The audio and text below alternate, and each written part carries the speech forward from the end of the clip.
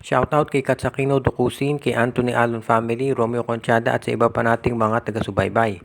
At ngayon, ang balita dahil natalo itong Barangay Hinebra dito sa TNT Tropang Gigan, mukhang kinakailangan pa nila na magpalakas ngayon at kumuha ng additional na mga players na magagamit. At ang isa doon sa kinukonsidera nila ay itong si Jason Perkins. Si Jason Perkins kasi ay nakita na natin na obviously naman siguro kahit hindi na magsalita ay syempre hindi yan masaya dito sa nangyayari sa Phoenix Fuel Masters ngayon. Dahil palagi silang natatambakan at natatalo.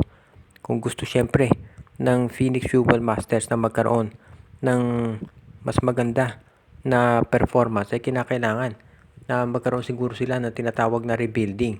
At kung magre-rebuild sila sa tingin ko maganda kung sa ngayon ay i-trade nila yung mga veterano.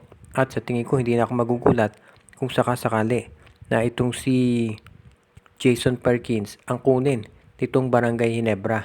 Dahil si Perkins, veterano na. Ang gusto niya syempre katulad ni Troy Rosario ay maglaro para sa isang team na may chance na manalo ng kampyonato.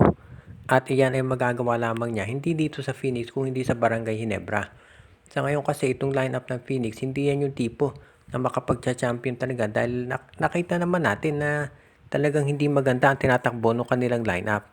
Kaya sa tingin ko maganda dito sa Phoenix Fuel Masters ay mag-revamp na at kung sakasakali nga sa tingin ko maganda magiging sitwasyon nito kung siya ay mapunta dito sa Barangay Hinebra.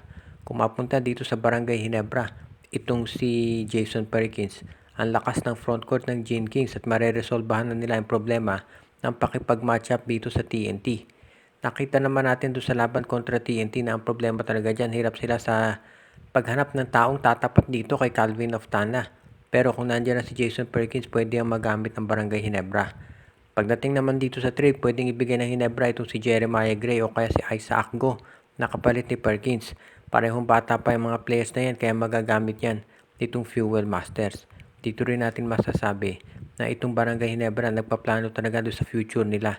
Hindi rin sila kukuha ng mga batang player pero kukuha rin ng mga veterano na magagamit ng kanilang lineup.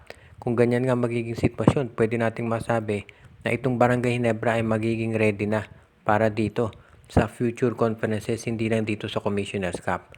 Kung ganyan ang magiging sitwasyon, masasabi rin natin na itong Barangay Hinebra ay ready and willing na mag-take talaga ng risk. Siyempre, sasabihin ng iba, veterano na si Perkins, ba't hindi pa kumuha ng bata? Pero alam ni Coach Tim Cone kung anong kalibre ng nasabing player. Kaya nga gusto niya ito sanang kunin dati dito sa Gilas Pilipinas kung hindi rin nagkaroon ng problema pagdating dito sa eligibility requirements ng FIBA. Ngayon, pagdating naman dito sa Commissioner's Cup, sa tingin ko maganda pa rin ang kinalalagyan nitong Barangay Hinebra. Yes, natalo sila sa TNT. Pero sa ngayon, sa tingin ko maganda ang sitwasyon nitong Hinebra dahil marami naman silang mga magagaling na players at on the way to recovery. At kahit magkaroon sila ng twice to beat disadvantage, alam naman natin na itong Hinebra ay sanay sa ganyan. At walang team na gustong makaharap ang Hinebra dito sa playoffs kahit na meron kang twice to beat advantage. Dahil alam natin napakalakas nito. Kaya sa ngayon, confident pa rin si Coach Tim Cone na maganda ang kalalagyan ng Barangay Hinebra pagdating dito sa Commissioner's Cup. At alam natin pag playoffs nag-iiba laro ni Justin Brown din gumagaling yan. Kaya asahan natin na magiging mas maganda ang takbo nito para sa Barangay Hinebra at eventually sa tingin ko magiging okay din ang resulta nito para dito sa mga future trades na gagawin ng Hinebra dahil sa tingin ko yan ang kinakailangan nila para masiguro na maging maganda ang tatakbo nitong kanilang lineup.